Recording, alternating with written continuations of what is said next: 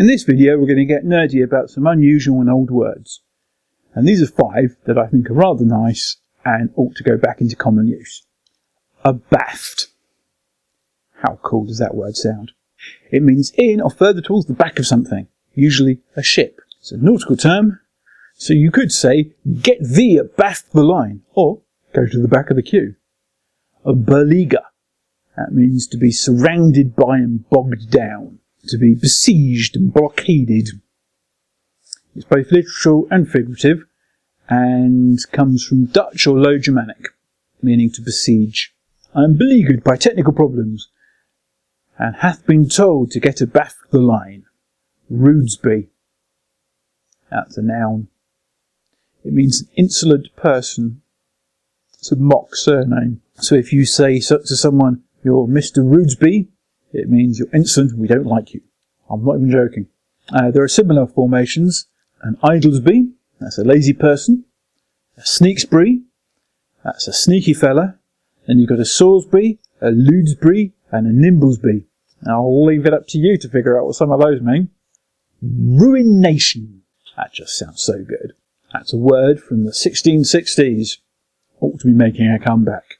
It's a verb meaning to go to ruin. If you are beleaguered by technical difficulties, you may be facing ruination. Get thee abaft the line. The video was his ruination. He got cancelled. I've saved my favourite till last. Cablese. It was a shorthand used by journalists in cablegrams at the beginning of the 1900s. From cable in the telegraphic sense, plus "-ese" as a language name suffix. You see, cablegrams had to be paid for by the word, and even at press rates, they were expensive, so the practice was to affix Latin prefixes and suffixes to make one word do the work of several, such as ex-London and Londonward to mean from London and to London.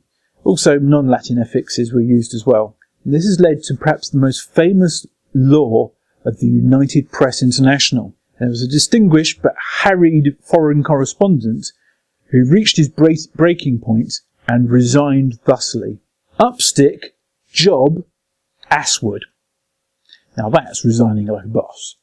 And you've got to admit, that's a pretty impressive way. 3 words, job done. Literally. In fact, Hemingway was quite fascinated with cablese, and that's just a fact that I discovered.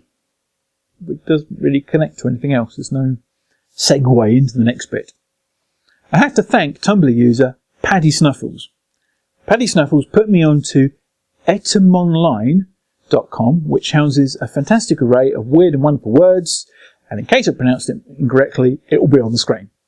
Because I'm editing, and I know it will. Links to all the words that I've mentioned in this video are in the description. You can go check them out for yourself and see that I'm not lying.